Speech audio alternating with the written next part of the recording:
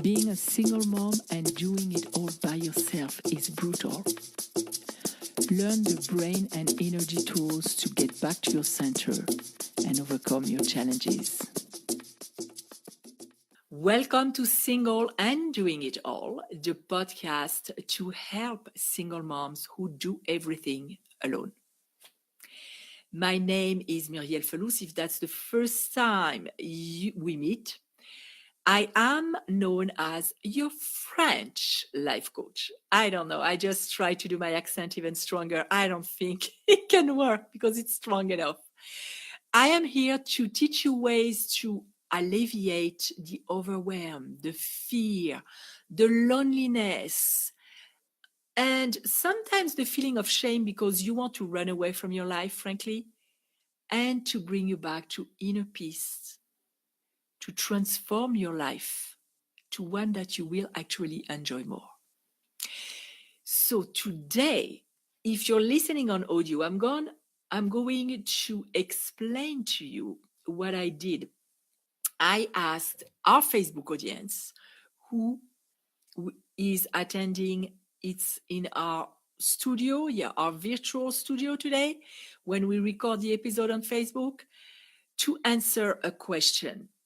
And the question is, I'm holding a wine glass with celery juice in it and a sport bottle with celery juice in it. And my question is, if you were going to drink celery juice, and let's just assume that you would, or any other kind of juice, at the end of your day, to relax and let your busy day at work go, would you pick 1, the glass wine, or 2, the sport bottle? And answer to yourself mentally, because it will help you make what I'm going to explain today more concrete so you can actually use it to change your life, like I said in the description of that podcast. Because although what I'm explaining may be known to you, you may never have used it to change your life. And the very thing that I'm going to talk about today helped me quit smoking 20 years ago. And I never wanted to go back. In fact, I was able to shift internally in such a way that cigarette literally disgusts me. I'm the worst non-smoker. I can stand people smoking around me. So can you imagine when I go to Europe? And I couldn't be around a smoker because you can still smell it on their clothes. So what is it? Well, the things that we do, the decision that we make, the behavior that we demonstrate, everything, and what we feel is the result of what we call neural association. And in psychology, there is such a thing as that says that passing mental states become lasting neural pathways. What does it mean and how does it work? Well, if you don't know, maybe you do know, our brain is designed to run away from pain and go towards pleasure. And by the way, when it has to choose between running away from pain and going towards pleasure, it will pick running away from pain if there is pain involved. Which is why maybe you tried to quit smoking, but you were unsuccessful because you self-sabotaged. Even though I do not like this term because we don't self-sabotage. It's just our brain, that magnificent machine that is so powerful, has the wrong parameters. We installed the wrong parameters. So it's trying to help us stay away from pain, but it has the wrong information. So if we associate, for example, cigarette with pleasure, then non-smoking will become a source of pain for us. And our poor brain will understand it this way. So every time we try to quit smoking, it's going to say, no, let's stay away from pain. Let's go back to smoking. And that's why it will bring you to wanting to smoke, you'll go back. Now, if you can break that neural association, and I will give you an exercise at the end, toward the end of this session, to break it, the specific one that I used to quit smoking 20 years ago. If you can break that association and shift it, replace it with one that says smoking equals pain, you will achieve your goal effortlessly. I'm telling you, effortlessly, because I've done it. And I see that tool that I'm using in my life with other things, where I work with other things, working too. This is very powerful. You can transform any area of your life. That's fabulous. So how does it work? We said that the brain will do anything to run away from pain and go toward pleasure. So it's just a question of knowing what you associate with every area of your life or every subject that you pick. And we talked about money in the intro to that episode, to this episode today. So how does it relate to money? Well, you have a neural association with money too. Is it a positive one? Is it one of pain? Or is it one of pleasure? There are many ways to discover that. When you think about money, right away, what comes to your brain? And maybe it's something pleasurable. But how do you feel in your body when you're thinking about gaining more money? Not gaining, sorry. Receiving more money. Is it something smooth in your body? No anxiety, no brick wall, no thought of it's not possible. I don't see how. I work already 40 hours a week or 50 hours a week. Or is it, yeah, I see a door and I'll find a way. As a single mom, money is very often a source of anxiety. I remember personally when I divorced 12 years ago, it became very early after I divorced. It became obvious that the situation would be that I would have the financial responsibility for my kids by myself. And I freaked out and I got scared. Sorry, I'm going to cough. I've been speaking for so long now because that's the second time I'm recording this episode because of the sound quality of the previous one, that my throat is dry. So I know on audio you're not supposed to have any blanks, but I had to take a sip of water. So what is your association with money as a single mom? Are you anxious about it? Are you mad about it? Maybe because you didn't get any support from your ex-husband or boyfriend or the father of your kids. Are you fearful? What is your association? And if you don't know, like I said, you think about situations with money. Think about a bill. That's going to be very obvious to you. How does your body react? Do you feel a contraction? Do you feel something in your stomach, in your shoulders? What do you feel when you think about bills? In the past, I got to a point where I was so anxious. I had such a negative association with money that even going to the mailbox was turning my stomach upside down. So guess what? If you already associated something with a certain subject or a situation, every time you're going to rethink about that, or something is going to trigger you to think about that, and you're going to feel that same very negative emotion, you're going to strengthen the neural association. You're going to make the belief stronger. So if you believe that money is painful, if you believe that you will lack money at some point, it will be reinforced. And how does a neural pathway is installed in your brain? Let me give you an example. And that's actually an example that I've heard a long time ago from Tony Robbins.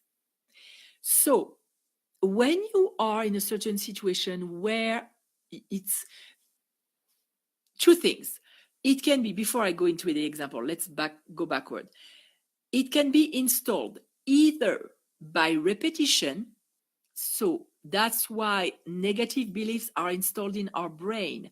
And I don't want to blame anybody, but everybody does with what they know. So let's say when you're a little girl, you hear you're a bad girl every time you do something wrong, or you don't deserve that cookie. If you hear it enough times and you emotionally react, of course, a child will react negatively when she hears that. She wants to be loved by her parents. She wants to believe that she's a good girl and she deserves good things. So you're going to start internalizing the conclusion that you're not good enough. And you will have a belief regarding your value, an association regarding your value and what you deserve in life, which is going to be negative. And you will have that belief in your brain until you change it. So repetition and emotion.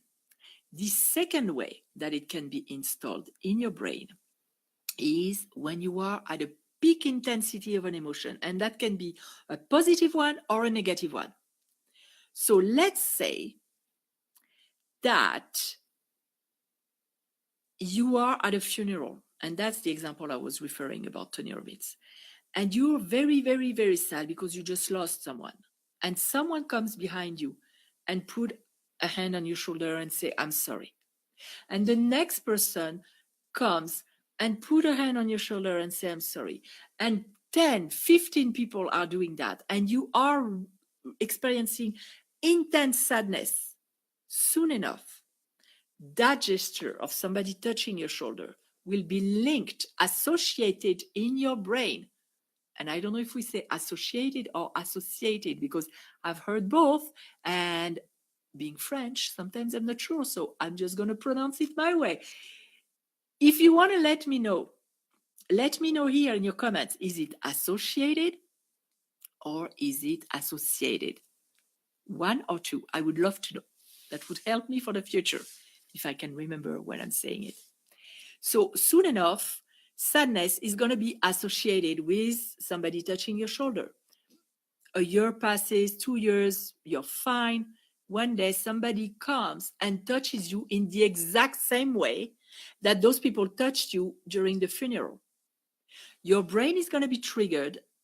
The neural association is going to be activated. You're going to feel sad and depressed. You won't even know why. That's what happens. That's how it is created. Its experience and what was going on, the subject at this time, etc. So that's why sometimes when you smell a smell that you used to smell when your grandma was baking cookies, you feel so good. And it's 20 years later, and it brings you back because there is a neural association.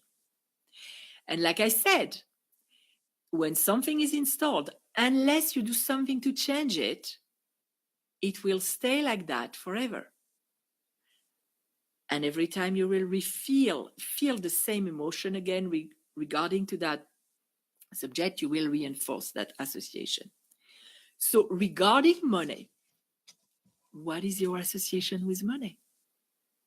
Do you feel that you're not in fear, you're confident, you have enough, you feel open to receiving even more? Do you feel that you work already so many hours a week, but you can never break that glass ceiling? Do you feel that you don't deserve it maybe? Because you are not a good girl and you don't deserve the cookie. So the same thing with the good things in life. What is your association? And if you want to know, you can take a big piece of paper and write money is for quite everything that comes to your mind until you're completely done. And without judging it, and then read that. See, is there more positive, more negative? Where do you stand? There is, like I said, like I mentioned, there is a way to know with the way that your body reacts. Go into your body, think about a situation, paying a bill, for example. That really triggers a lot of people. Do you feel at ease, or do you feel your body contracting? Do you feel a reaction in your body? Or do you have a thought in your mind of fear? Or are you grateful? And you can start practicing gratitude when you pay your bills to start changing your money association. You just are grateful because it's like having a credit line. The electricity company is giving you the electricity before you even pay. So, how beautiful is that? You can be grateful for that. Really start to examine what is your relationship with money. Do you feel powerless? Do you feel hopeless? Do you feel stuck? What is it? And talking about money, because I know that it's a subject that is very sensitive with single moms and a lot of people actually. I have a great surprise for you because this coming Saturday, I'm interviewing Marion Solis, who is helping moms on a mission with those moms are moms who have a home business, and she's helping them increase the income that is coming in their life. But what she's teaching is applicable. I don't know if it's applicable is a word. Let me know. Put a comment here because sometimes it's Franglish. And since I have a highlight on my Instagram that's called Franglish Alert, I want to know if that's a Franglish alert. I want to let those people know because I'm known for doing a lot of Franglish alert, frankly. So to go back to my guest, her job, she's a money coach. She's a tapping into wealth coach. And I personally had sessions with her and I'm working with her material and it's amazing. A lot of insight, things that I didn't even realize were linked to me not feeling that I deserved money, certain behaviors in my life. And I will talk about that later, but because I don't want to ruin what she's going to teach you. She's going to teach you something and she's going to demonstrate stuff, exercises that you can do with her while she will be our guest. I'm so happy and really, I'm excited in advance for you to get access to this information. So what is your association with money? And now I'm going to share the exercise that you can apply to anything in your life. The exercise that helped me with quitting smoking.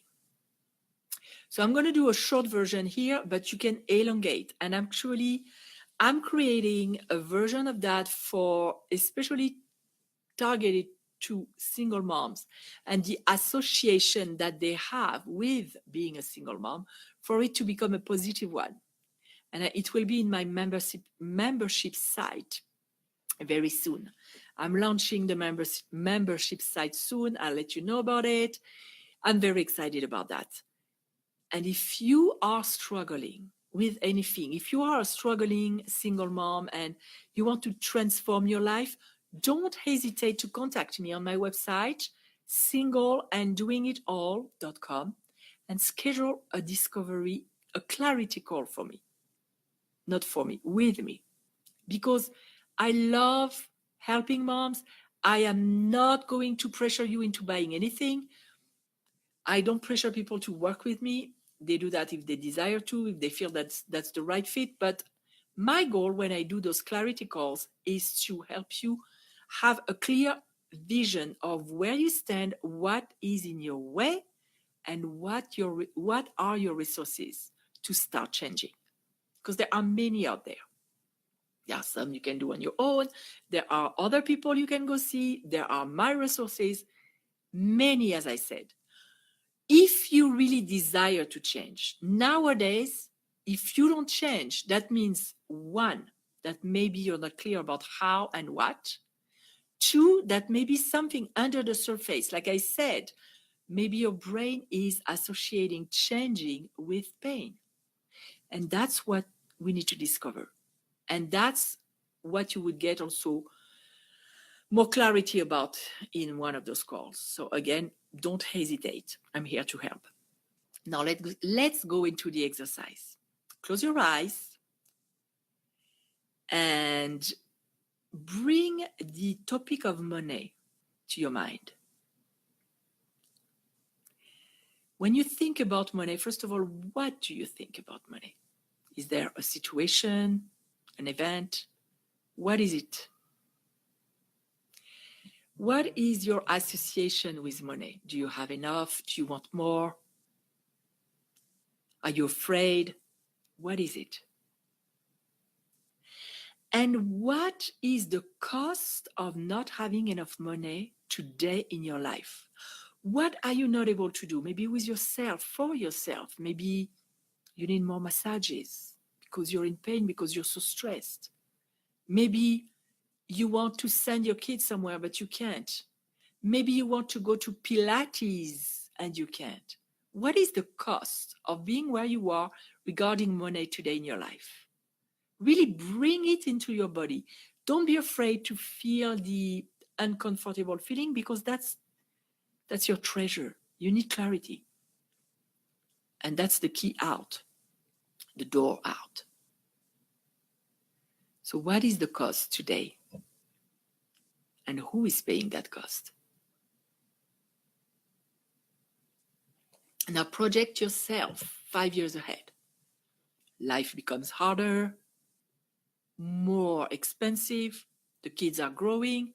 They need more money because teenagers, God knows, they even cost more money. They eat more.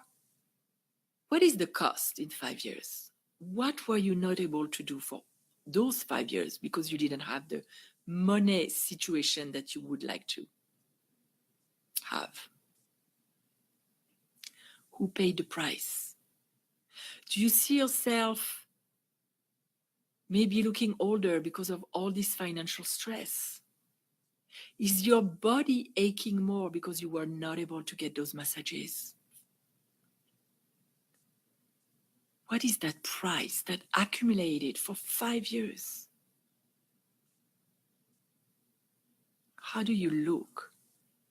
How do you feel about your life? Are you bitter? Do you feel maybe lack of energy, lack of hope? Maybe you have given up even trying. What is the price? Now project yourself 10 years ahead. The price is even harder, heavier. The cost of not being able to buy what you wanted for your children, for yourself. Maybe you didn't go for it because you feel powerless and hopeless. What is that price? And now project yourself at the end of your life. You're too old to change anything. It's too late. You haven't done anything to change. It stayed the same. How do you feel? What is the regret in your heart? Feel the regret of, it's now too late. Why didn't I do it? Maybe my life could have been different. Maybe my kids could have been happier. Maybe they would have a different future.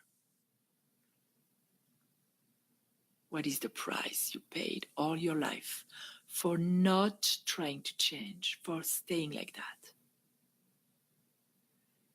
Now take a deep breath and let it go.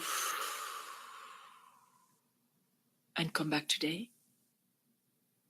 Today is now. You still have the opportunity to change. You can open your eyes. It is not too late. You can do something, and there are many ways to change. Starting with this interview on Saturday, come and listen to it. That may be your exit door. There is no randomness in life, and if you are here today now listening to that, that means a part in you was wishing to heal that in your life. So it's not too late. Just see what you can do. The door to hope is open. And I'm so happy for you that you can still change everything for you. I hope it helps. And again, I hope you really attend our interview on Saturday, either live or on replay. It doesn't matter. You'll be able to listen to what Marion is going to talk about. I don't remember if I mentioned that I work with her and the results are amazing. And you'll be able to ask questions and do the exercise that she's going to demonstrate live. So I'm really excited for you to step in the door to hope and change and transformation of your money situation and your whole life. Because that tool, like I said, you can use it in any area of your life. If you liked what I just shared here, share it with a friend, whether she's a single mom or somebody who needs to hear that. You can share that so that they can benefit from what we talked about and the exercise. Until I see you again, we're here every Thursday, usually at 7 p.m. Pacific time, but today we had so many technical issues. It's Mercury retrograde after all. What do you expect? Technical trouble, right? But you need to adjust and adapt, and that's okay. I'm just re-recording. That's it. Until I see you again, let's connect and let's transform your life. Mwah! Being a single mom can be challenging, but you don't have to face it alone. Join our community at facebook.com/groups/single and doing it all and receive tools, tips, and free group coaching. And if you like this podcast, please review and rate us on iTunes. I would really appreciate it.